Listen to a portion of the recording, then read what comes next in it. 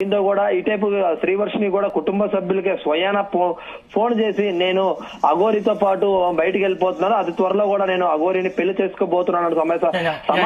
జస్వంత్ మీరు లైన్ లో ఉండండి, మళ్ళీ మీ దగ్గరకు వస్తాను. మనతో పాటు శ్రీవర్షిని అఘోరి లైన్ లో ఉన్నారు.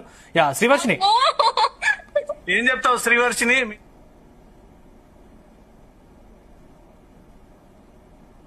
చూపియండి ఒకసారి. ఇగో మంగళసూత్రం కూడా ఉంది, ఇది మంగళసూత్రం. ఓకే, మంగళసూత్రం, పసుపు తాడు, పసుపు కొమ్ము. యా గురువుల సమక్షంలో జరిగింది.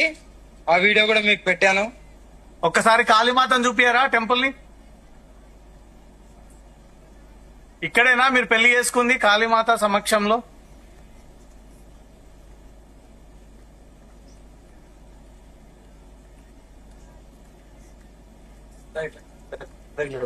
Right, okay. ఏం చెప్తావమ్మా శ్రీవర్షిని? అందరు అడుగుతున్నారు.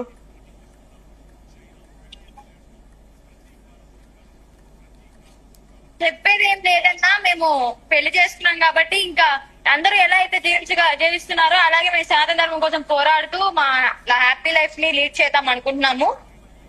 సో మా అమ్మ నాన్న గురించే ఇప్పుడు ఇది బాధ అంతా ఉంది అంటే, రెండు రాష్ట్రాలకి మా అమ్మ నాన్న మేము తెచ్చుకుంటాము, వాళ్ళు వస్తాను అంటే మేము కాదనము. కాబట్టి మేము కొంచెం టైం తీసుకుని వాళ్ళని మా దగ్గర పెట్టుకుంటాము. ఒక బీటెక్ అమ్మాయివి ఒక కలర్ఫుల్ అబ్బాయిని చూస్ చేసుకుంటామని అనుకున్నాం గానీ, మీకు అఘోరి దగ్గర ఏం నచ్చిందని చెప్పి పెళ్లి చేసుకోవాలనుకున్నారు మీ భర్త? ఇప్పుడు కలర్ఫుల్ గానే ఉన్నారు కదన్న మా భర్త. ఇప్పుడు మీరేంటి అలా అంటారు? ఒరిజినల్ కలరా? నల్ల బంగారం అనుకోండి, కరిగిపోని బంగారం. అంతే కదా? అవును. రైట్. ప్రజలందరూ అయితే మీరు సంతోషంగా ఉండాలని కోరుకుంటున్నారు, మీరైతే సంతోషంగా ఉన్నారు. ఎక్కడ కూడా ఏ బలవంతం జరగలేదు కదా? అయ్యో, ఎలాంటి బలవంతం లేదు. మీరు వీడియోలు చూడొచ్చు ఎంత ఘనంగా జరిగిందో మా పెళ్లి. చాలా బాగా జరిగింది. మా గురువు గారు అయితే అసలు మేము ఎక్స్పెక్ట్ చేయలేదు మా గురువు గారు ఇలా ప్లాన్ చేసి చేస్తారని. జస్ట్ మేము పెళ్లి చేసుకోవాలి అన్నాము, కానీ గుడి ముంగట అన్ని తెప్పించి దండలు తెప్పించి అన్ని వాళ్ళ సిద్ధం చేశారు. పంతులు గారు కూడా పెట్టారు. మేము ఆశ్రమం కూడా చూపిస్తాం మా గురువు గారిది, చాలా పెద్దది. ఈ రోజే ఎందుకు అనుకున్నారు అఘోరి మాత ఈ రోజే వివాహం చేసుకోవాలి? నాన్నగారిది కదా. నిన్నే అనుకున్నాము, మళ్ళీ అమ్మవారు నిన్నే చేసుకోని చెప్పి అనుకున్నారు. కానీ అమ్మ ఓకే, మరి నాన్న కూడా ఉంటే బాగుంటుంది కదా అని, సోమవారం శివయ్య కాబట్టి సో అమ్మ నాన్న ముందు చేసుకోవాలని చెప్పి అలాగా చేసుకున్నాం ఈ రోజు. Okay okay. ఈ కేసులన్నీ వస్తా ఉన్నాయి, మీ మీద విమర్శలన్నీ వస్తా ఉన్నాయి. ఇగో మా నాన్నగారిది ఆశ్రమం కూడా చూపిస్తాము. ఇక్కడ ఇంకా ఇక్కడ పని నడుస్తుంది. ఇంకా మేము ఆశ్రమం మొత్తం చూపిస్తాం మీకు. ఇక్కడెప్పుడు టీ కాఫీలు నడుస్తూనే ఉంటాయి 24 గంటలు. ఇక్కడ వినాయకుడు, ఇది మా నాన్నగారిది ఆశ్రమము, చాలా పెద్దది. ఎప్పుడు భక్తులు ఉంటూనే ఉంటారు. ఇప్పుడు భక్తుల సమక్షంలో గురుగారి సమక్షంలో జరిగింది. ఇక్కడ మేము కూర్చుంటాము. बापू हर हर महादेव बोलो बापू, हर हर महादेव, हर हर महादेव बापू। हर हर महादेव। शादी कैसा हुआ मेरा? बहुत बढ़िया, अच्छा रहा। बच्चा हुआ ना? अरे बहुत बढ़िया। अब खुशी मेरा शादी में? अरे क्यों नहीं? విన్నారు కదా ఇక్కడ ఎప్పుడు జరుగుతుంటది. ఇది మా గురువు గారిది. ఇక్కడ మాకు ఎప్పుడు హవన్ నడుస్తూనే ఉంటది. ఓకే. ఇక్కడ ఎప్పుడు హవన్ లో కూర్చునే ఉంటారు గురువు గారు. ఇది పెద్ద గురువు గారిది. ఇదంతా లైట్ లేదు కాబట్టి ఉన్నారా? శ్రీవర్షిని మీ గురువు గారు ఉన్నారా? ఒకసారి మాట్లాడిస్తారా? మాట్లాడిస్తున్నా, మాకు ఒక్క నిమిషం. హిందీలోనే మాట్లాడతారు మా గురువు గారు. అంటే ఇప్పుడు ఇద్దరు మీ గురువు గారే. ఇప్పుడు చూడొచ్చు ఎన్ని కార్లు ఉన్నాయో, ఎన్ని బండ్లు ఉన్నాయో. భక్తులు ఇదంతా మీ పెళ్లికి వచ్చిన వాళ్ళ వీళ్ళు? అంతే కదా, పెళ్లికి వచ్చారు. మా పెళ్లి చేశారు. ఇదిగోండి ఇక్కడ కూర్చుని ఇప్పుడు నిద్రపోవడానికి సిద్ధమవుతున్నారు. అమ్మా అక్కడ కూడా ఎంతమంది ఉన్నారు చూడండి. శ్రీవర్షిని నువ్వు పోయి గ్యాంగ్ కాదండి, పెళ్లి అంటే మరి వస్తారు కదా భక్తులు. అందులో మళ్ళీ అఘోరి మాత అంటే ఎలా ఉంటది? అఘోరి మాత బంధువులేరి, కుటుంబ సభ్యులేరి, తల్లిదండ్రులేరి, అందరు ఉన్నారు. ఇప్పుడు తల్లిదండ్రులు ఒకసారి అయిపోయింది కాబట్టి ఇప్పుడు బాధపడట్లేదు. వాళ్ళు పడ్డారు కాబట్టి వాళ్ళ ముందు కూడా చేసుకున్నాం మేము. దానికి బాధ ఏం లేదు మాకు. ఇప్పుడంటే మొత్తం చీకట్లోకి వెళ్ళిపోతున్నాడు శ్రీవర్షిని, లైటింగ్ లేదు. గురువు గారి దగ్గరికి వెళ్తున్నాం. అంటే గురుగారు ధ్యానంలోకి వెళ్ళిపోతారు ఇంకో కాసేపట్లో. ఓకే. మా నాన్నగారు ధ్యానంలోకి వెళ్ళిపోతారు. అదే మాట్లాడతామని. ఇగో ఇక్కడ ఎప్పుడు జనాలు ఉంటూనే ఉంటారు. ఇది ఇది మా నాన్నగారిది పెద్దది, చూడొచ్చు మీరు. ఆశ్రమం పెద్దది, ఇక్కడ అన్ని ఉంటాయి హ్యాపీగా. ఇగో కనిపిస్తుందా? ఓకే, సత్యం, న్యాయం, ధర్మం. ఇది మా సనాతన ధర్మం. ఇది ఇగో మా నాన్నగారు ఇక్కడ కూర్చున్నారు. ఇప్పుడు మీరు వీడియోలు పంపించా కదా, చూస్తారు లైవ్. ఇగో మా నాన్నగారు మాకు దగ్గరుండి పెళ్లి చేశారు. మీ దగ్గర పెళ్లి చేసిన గురువు గారు, ఒకసారి ఆశీర్వాదం తీసుకోండి మీ గురువు గారిది. ఒకసారి ఫోన్ एक मिनट, ऐसा फोन पकड़ो, वो मीडिया में लाइव चल रहा है, आ जाओ इसको हटा।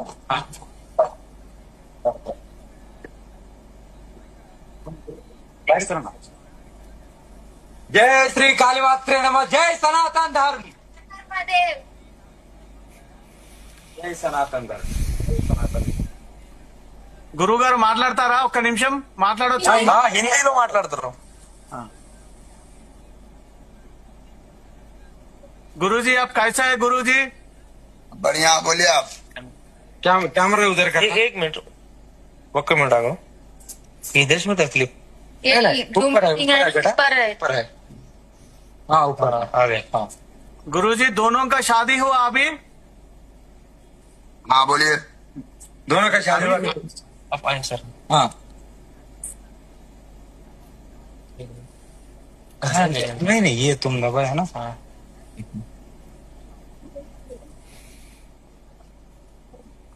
गुरुजी शादी में आप क्या बोलते हैं? शादी के बोलिए। बारे में आप क्या बोलते शादी हैं? के बारे में कहते हैं। अब भाई लोगों का विषय था कि अपन दोनों एक साथ साथ रहेंगे, धर्म के लिए, राष्ट्र के लिए, रक्षा के लिए शस्त्र भी उठाना पड़ेगा तो उठाएंगे, एक दूसरे के साथ नहीं छोड़ेंगे इनका दोनों का, ऐसा विचारधारा हुआ। बोले क्या करना चाहिए? हम कहा बेटा तुम्हें जैसा दिखे कर लो, तो उन्होंने कर लिया शादी। अच्छा, आपका उन्होंने आशीर्वाद धर्म है का दोनों को? रक्षा है यहाँ पे। हाँ? आपका आशीर्वाद है दोनों में? अब भाई धर्म की और राष्ट्र की जहाँ बात है तो वहाँ आशीर्वाद तो देना पड़ेगा। विषय तो मेन राष्ट्र और धर्म होता है ना, अपन तो राष्ट्र और धर्म से प्रेम और लगाव रखने वाले लोग हैं। రైట్ గురుజీ, శ్రీవర్షిని నువ్వు తీసుకో ఒకసారి మొబైల్. చెప్పండి అన్న. కొత్త జంట, కొత్త అమ్మాయి, కొత్త పెళ్లి కూతురు, కళ వెలిగిపోతుంది. అంతే కదా. ఇగో क्या बोला? ఏదైనా సరే नया कपुल्स है, मतलब नया शादी कर रहा है, ब्राइटनेस आ रहा है अपना, हम दोनों का चेहरे में स्माइल दिख रहा है। శ్రీవర్షిని ఒక క్లారిటీ ఏంటంటే, ముందుగా మీరు మీ ఇంటి నుంచి బయలుదేరినప్పుడు నేను కేవలం శిక్షణ కోసం మాత్రమే నాగసాధు దగ్గరకు వెళ్తున్నాను. నేను గతంలో వేరే గురువు దగ్గర శిక్షణ తీసుకున్నాను. అలాంటి రిలేషన్ మాకు ఏది లేదు, పెళ్లి చేసుకోవడం, తాళి కట్టడం అట్లాంటి ఉద్దేశం లేదు అన్నారు. ఇప్పుడు ఏంది సడన్ గా భర్త అని చెప్పేసి అన్నా. సడన్ షాక్ ఇచ్చిరు? దానికి నేను ఆన్సర్ చెప్తాను. ఇప్పుడు మేమిద్దరం కలిసి ఉండాలి అనుకున్నాం, ఎలాగైనా కలిసి ఉండాలి అని అనుకున్నాం కాబట్టి సరే, అంటే కొంతమంది వినే వాళ్ళకి బాగోదేమో అని అనుకుని పెళ్లి చేసుకున్నాము అని చెప్తే బాగోదు కదా అనుకుని ఫస్ట్ తల్లి కూతురు సాధన చేసుకోవడానికి వస్తున్నాను అని అలా చెప్పాను. కానీ నేను ఎక్కడ అబద్ధం ఆడలేదు.